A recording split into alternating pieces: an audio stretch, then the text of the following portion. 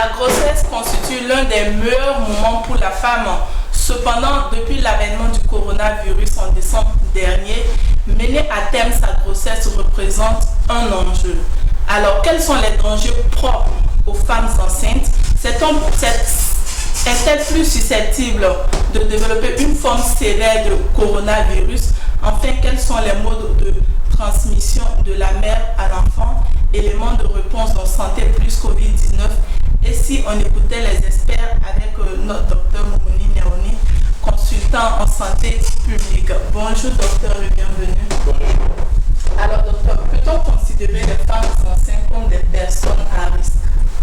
Alors, pour ce qui est du coronavirus, jusqu'à présent, la littérature ne montre pas si les femmes enceintes sont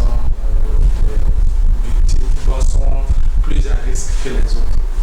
Dans ce que j'ai pu voir dans la littérature, c'est les femmes enceintes et toutes les populations ont le même potentiel de risque, sauf si, en plus de la grossesse, elles ont des facteurs de comorbidité, c'est-à-dire que si elles portent d'autres tares comme le diabète, comme les maladies cardiovasculaires, là elles peuvent être plus à risque que les autres. Est-ce qu'elles sont susceptibles de développer une forme grave de coronavirus? Alors, comme je le disais, en fait, il faut peut-être constituer un peu un certain nombre de choses pour que les gens comprennent. Coronavirus, la maladie Covid-19 est une maladie nouvelle. C'est à partir de décembre que la maladie a été... on a découvert la maladie, elle commence à envahir toute la Terre. Il faut savoir que on a décembre, janvier, février, mars, avril, ça fait déjà 5 mois que la maladie est là. On n'a pas assez de recul pour voir tout ce qu'elle fait chez la femme enceinte. Donc il faut peut-être attendre qu'on continue d'avoir plus d'informations. Parce que si on avait par exemple dépassé 9 mois, 1 an, 2 ans, on peut regarder en arrière les femmes enceintes qui ont eu Covid-19, qu'est-ce qui s'est passé? Et on pourra maintenant s'exprimer sur l'impact de Covid-19 sur la femme enceinte. Mais déjà, les quelques études que j'ai pu lire ça et là ne montrent pas une spécificité de la femme enceinte par rapport à Covid-19. Elles ont les mêmes risques que les autres populations. Mais en ce qui concerne par exemple les modes de transmission, comment cela se passe de la mère à l'enfant? Alors, pour le moment aussi, selon l'état actuel des connaissances, on n'a pas trouvé chez les enfants une transmission de Covid-19 à partir de leur mère juste à l'accouchement. Parce que quand on parle de transmission mère-enfant, il faut voir 2 niveaux. La première transmission, c'est est-ce que pendant la grossesse, l'enfant a des conséquences, des répercussions de Covid-19? Est-ce que pendant l'accouchement, quand l'enfant est né, est-ce qu'il a Covid-19? Ou bien maintenant, après l'accouchement, est-ce qu'à travers l'allaitement et tout le reste, la maman transmet la maladie à son enfant? Donc, on a essayé de voir des femmes qui avaient Covid-19, on les a suivies et après accouchement, on les a séparées immédiatement de leur enfant pour voir et faire des examens pour voir s'il y a des enfants qui étaient contaminés. Sur les études que j'ai pu voir, aucun enfant n'était contaminé. Pour dire que la transmission mère-enfant est quasi nulle. Les femmes enceintes ne transmettent pas la maladie à leurs enfants. Mais maintenant, si pendant l'accouchement et pendant l'allaitement, la mère est contaminée, elle peut, à travers la toux et autres, transmettre la maladie à son enfant. Seulement ça, c'est moyen. Parce que le fait d'allaiter le bébé, vous savez que la transmission peut se faire peut-être in vitro. Bon, quand on allaite, la transmission est de niveau. On a montré qu'il n'y a pas de transmission à travers le lait maternel. Le coronavirus, Covid-19 ne se transmet pas par l'allaitement. Mais cela paraît quand même un peu impossible qu'une mère qui est infectée du coronavirus tienne par exemple son bébé et quand même qu'il y ait moins d'éléments vraiment pour qu'elle puisse infecter son bébé. Juste dit que le risque est élevé. Alors, bien sûr, voilà pourquoi on conseille la distanciation sociale. Qu'est-ce que ça veut dire? Pour ce qui est de la mère, on conseille qu'elle porte un masque, qu'elle se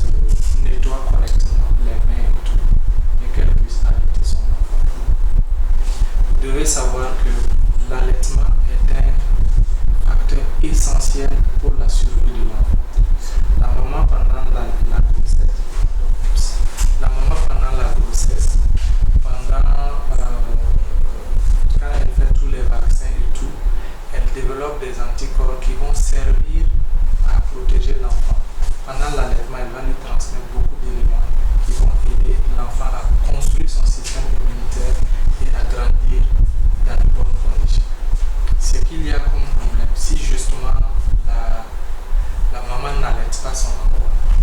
C'est la malnutrition et les maladies qui vont tuer l'enfant. Et donc, on conseille à la maman de se protéger et d'allaiter correctement son enfant. Et après, elle s'en éloigne. Elle sera en contact avec son enfant que pour l'allaiter. Et là, il y a très peu de risques de transmettre la maladie à son enfant. Vous avez évoqué des anticorps ainsi que le système immunitaire. Dit-on que le système immunitaire de la femme enceinte est faible? Alors, dit que on pense que pendant la grossesse, le système immunitaire de la maman est assez faible quand même. D'ailleurs, voilà pourquoi on dit les femmes enceintes et les enfants de moins de 5 ans sont des personnes à risque pour certaines maladies infectieuses, comme par exemple le paludisme. D'accord? Mais aucune étude en ce moment, en tout cas, pour ce que moi j'ai lu, ne montre que la femme enceinte est plus à risque, est plus vulnérable face à Covid-19 comparé aux autres populations. Mais je répète que si une femme enceinte a le diabète, si une femme enceinte est hypertendue, si une femme enceinte a des maladies pulmonaires chroniques, ou bien si elle est asthmatique, elle devient plus vulnérable que les autres personnes. Voilà ce que je pense actuellement. Aujourd'hui, nous savons que le traitement de coronavirus est symptomatique. Mais chez la femme enceinte qui est infectée, comment se fait ce traitement, étant donné que la prise de médicaments, quand même chez la femme enceinte, est assez contrôlée, voire restrictive? Oui, mais absolument. Déjà, quelle que soit la femme enceinte, quel que soit son état de santé, on ne donne pas les médicaments au hasard. On donne des médicaments qui ne sont pas contre-indiqués pendant la grossesse. Donc, si la maman a la fièvre, on lui donnera par exemple du paracétamol parce que ce n'est pas contre-indiqué chez la femme enceinte. Si elle a des infections, on choisira les médicaments qu'il faut en fonction donc de son état de santé. Et justement, la quinine ne se donne pas à la femme avant un certain moment. C'est vraiment au 3e trimestre qu'elle peut l'avoir. Donc du coup, on va tenir compte de son état de santé pour donner les médicaments. Il faut savoir qu'il y a des protocoles de prise en charge qui sont bien connus, bien écrits par des scientifiques qui justement permettent la prise en charge de ces femmes. Bon, il est vrai que c'est assez inquiétant. Les femmes enceintes, elles sont inquiètes et c'est tout à fait normal parce que le coronavirus, jusqu'à aujourd'hui, il n'y a pas de traitement définitif. Qu'est-ce qu'on peut dire par exemple à ces femmes pour qu'elles ne s'inquiètent pas trop? Alors, c'est tout à fait normal que les femmes enceintes ou toute personne s'inquiète face à une maladie qui est nouvelle, face à une maladie que nous apprenons à connaître. C'est vrai que la survenue même de la simple fièvre chez la femme enceinte peut faire peur parce qu'il peut y avoir des risques d'avortement spontané. Mais on a, comme je le répète, la science, ce n'est pas de la divination. La science, c'est à la base des observations de ce qu'on a pu constater et statistiquement significatif, d'accord? Et les femmes enceintes, moi, ce que je peux leur dire, c'est de rester prudentes, de faire tout pour éviter la maladie, d'accord? En respectant les mesures de barrière, laver régulièrement les mains, porter un masque, ok? Et rester à distance des autres, parce qu'on ne sait pas qui est contaminé, qui ne l'est pas. Voilà déjà ce que je peux conseiller à la femme enceinte. Et leur dire que, au cas où elle serait malade, il y a des protocoles bien connus. Leur prise en charge sera en fonction de leur état. Et les professionnels de santé qui sont dans nos centres hospitaliers le connaissent très bien et n'ont pas à avoir particulièrement peur. Et que actuellement, la science n'a pas trouvé une transmission de la maladie à leur enfant à travers la voie placentaire. Et qu'on n'a pas aussi trouvé qu'il y a des complications particulières chez le bébé pendant la grossesse. Qu'est-ce que je veux dire par là? Vous savez, il y a des infections comme par exemple la dengue qui, lorsque la femme a, ça peut provoquer des malformations chez le bébé. Même pour Covid-19, on n'a pas vu ça en ce moment. Donc ça, c'est des bonnes nouvelles. Et je le répète, de façon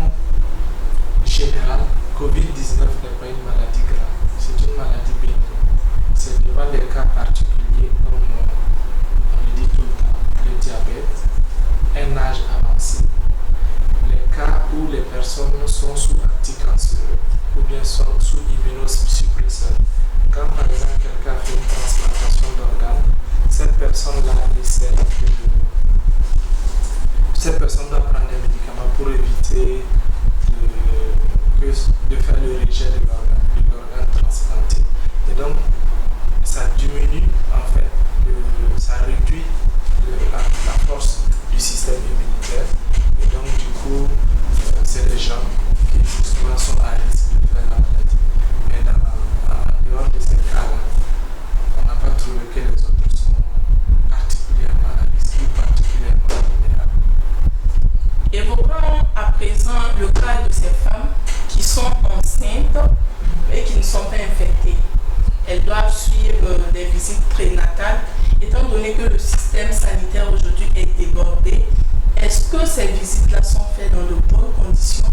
Et qu'est-ce qui peut garantir que ces femmes enceintes, en allant faire ces visites, ne sont pas susceptibles, bien sûr, d'attraper la maladie dans ces centres de santé? Non, je pense que le système de santé n'a pas arrêté de fonctionner, n'a pas arrêté de s'occuper de ces malades ou de ces patients de façon régulière. C'est vrai que les médias et tout font qu'on parle plus aujourd'hui de Covid-19, mais sinon les activités de routine continuent de se mener.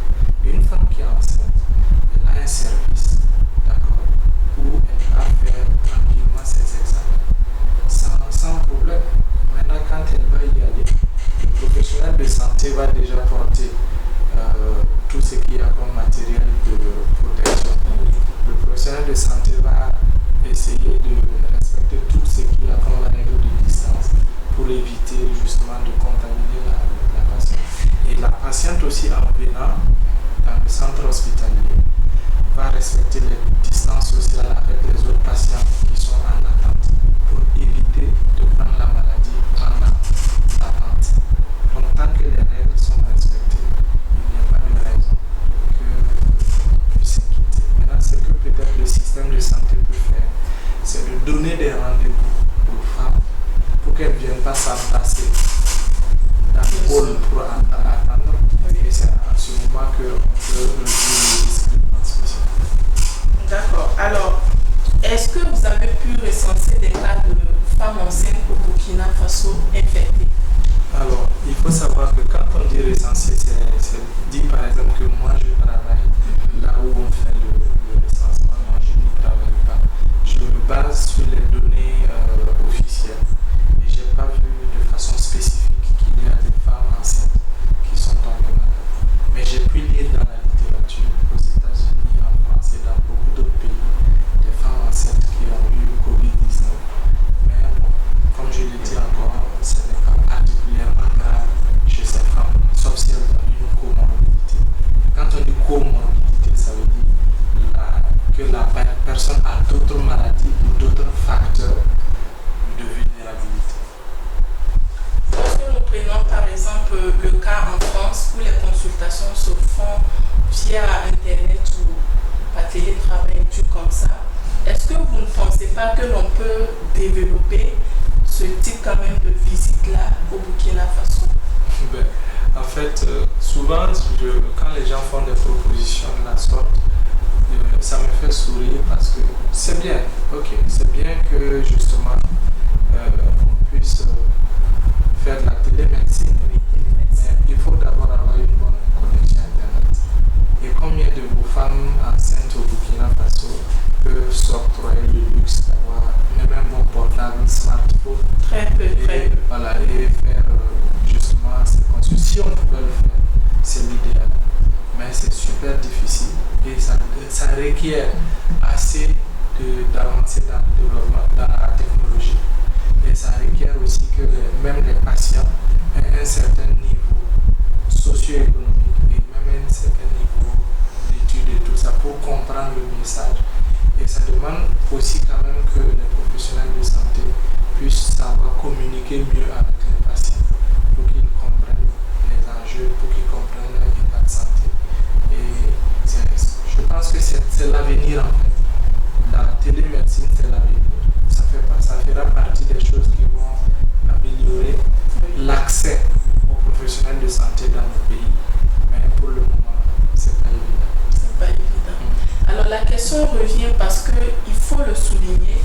aujourd'hui, on a peur d'aller à l'hôpital.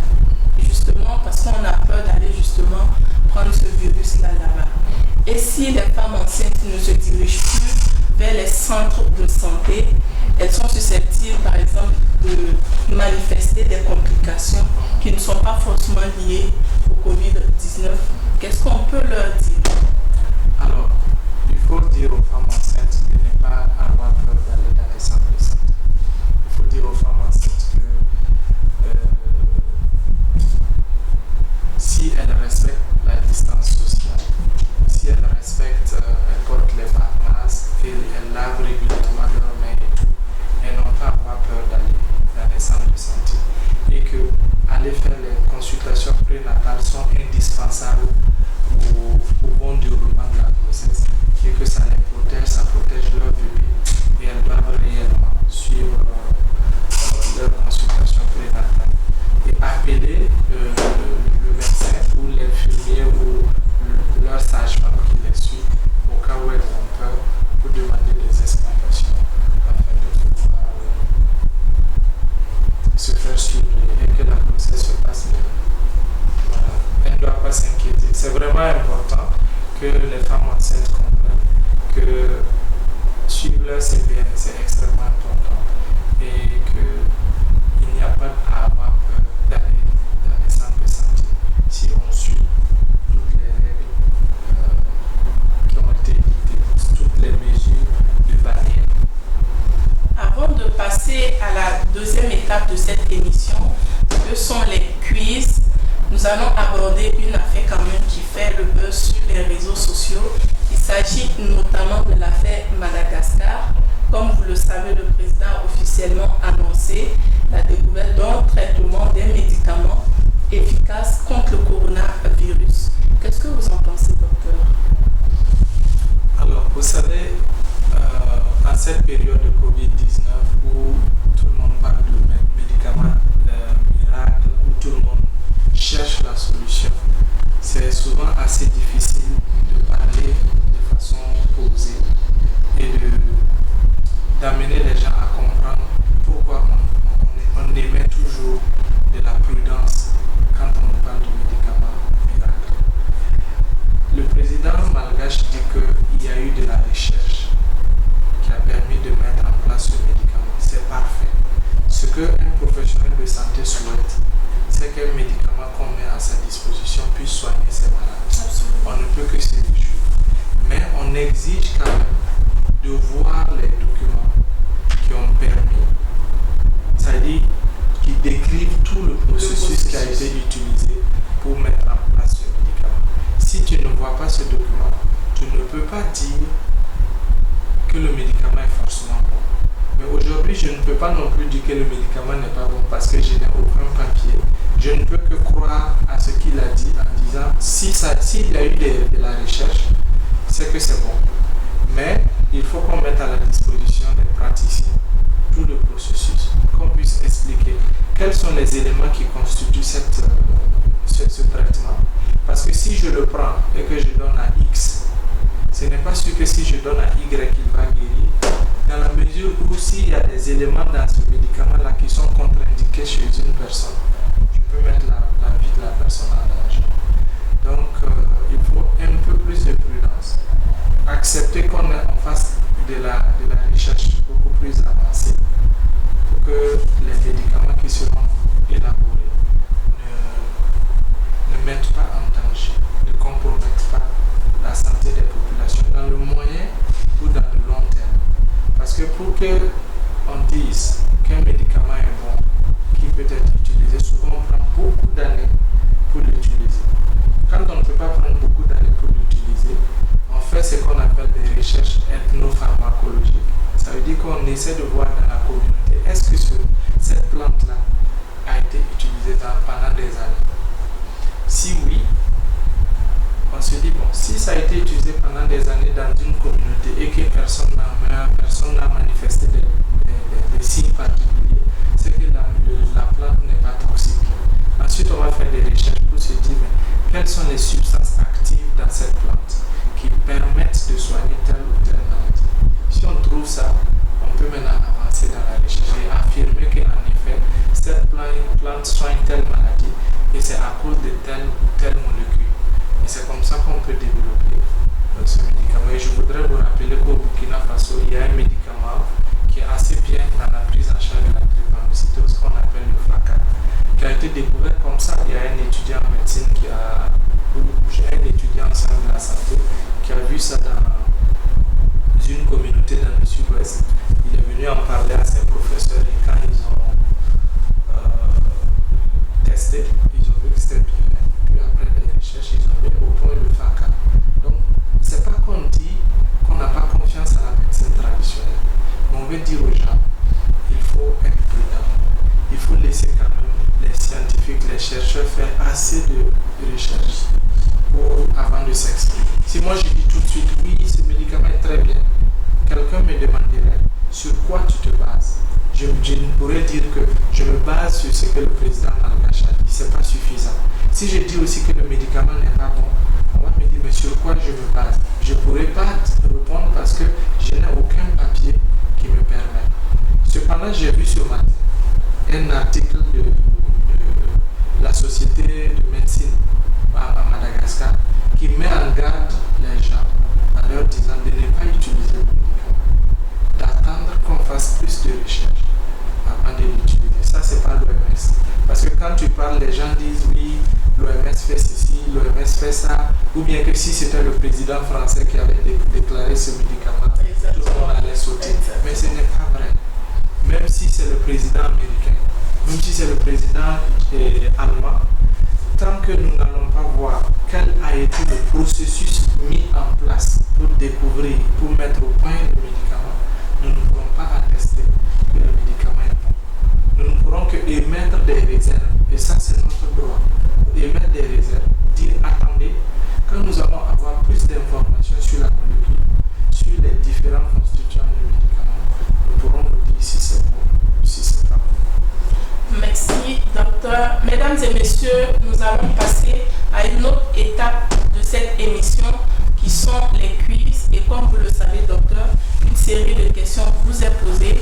Vous devez répondre par vrai ou faux.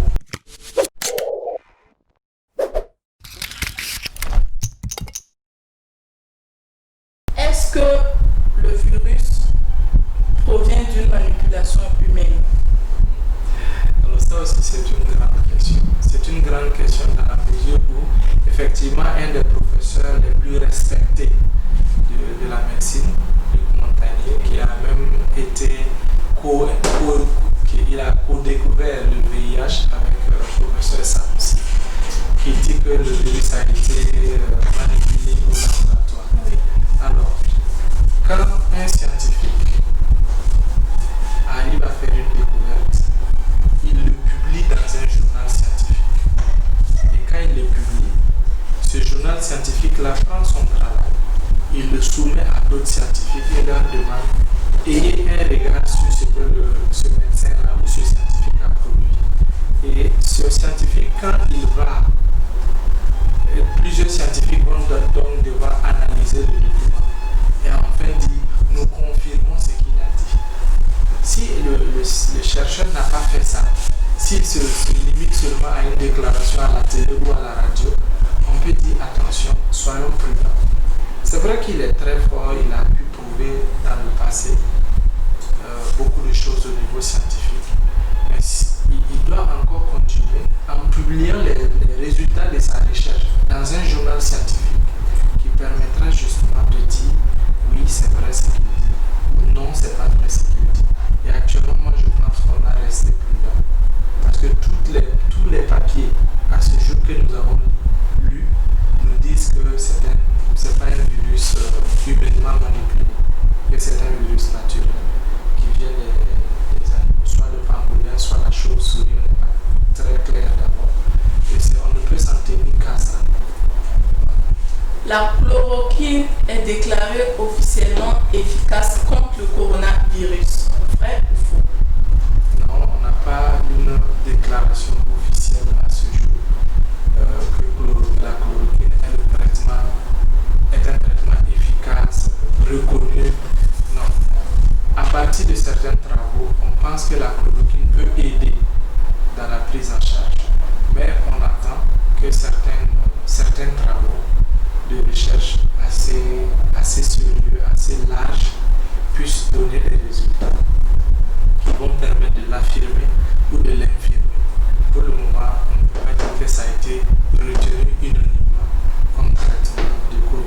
même si beaucoup de pays, dont le Burkina Faso l'utilise, c'est à la base de certaines hypothèses qui pourront se confirmer plus tard ou s'infirmer. La chloroquine n'a pas d'effet secondaire. Vrai ou faux? C'est faux. La chloroquine a beaucoup d'effets secondaires. Par exemple, quand on veut mettre quelqu'un sous chloroquine à des doses comme indiqué dans la prise en charge du COVID-19, on amène la personne même à faire un ECG, un examen, un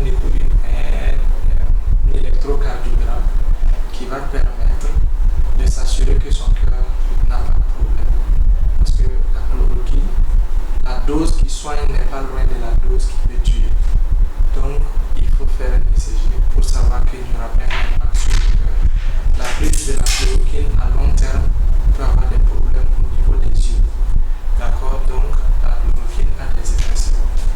D'accord. Merci, docteur, pour avoir répondu à ces différentes questions. Alors, nous arrivons au thème de cette émission. Qu'est-ce que vous pouvez dire comme mot de fin à ces femmes enceintes qui ne sont pas infectées, à celles qui sont infectées et à celles, par exemple, qui viennent tout juste de découvrir qu'elles sont enceintes, docteur? Alors, je pense que la grossesse, pour toute femme, est une aventure assez heureuse, mais en même temps assez grave. Grave parce qu'une femme enceinte, comme on le dit particulièrement en Afrique, c'est comme si elle a un pied dans le monde, comme on aime à le dire. Je peux me réjouir pour toutes les femmes qui sont enceintes, mais en leur disant qu'il n'y a pas de raison de paniquer. Tout ce qu'il faut faire, c'est de respecter les mesures d'hygiène, les mesures de barrière qu'on passe tous les jours à dire. Il faut laver régulièrement les mains. Il faut porter un cache-nez. Il faut éviter d'être en contact avec les autres, donc garder les distances sociales d'au moins 1 mètre jusqu'à même 2 mètres des autres, et tout normalement devra bien se passer. Il ne faut pas oublier de suivre vos examens, les CPN, consultations prénatales. Il ne faut pas oublier de suivre les conseils de votre médecin traitant. Il ne faut pas oublier de prendre vos médicaments qu'on donne pendant la grossesse, notamment les comprimés de fer et les médicaments pour prévenir la survenue de palu, particulièrement la forme grave. Il ne faut pas oublier de les prendre.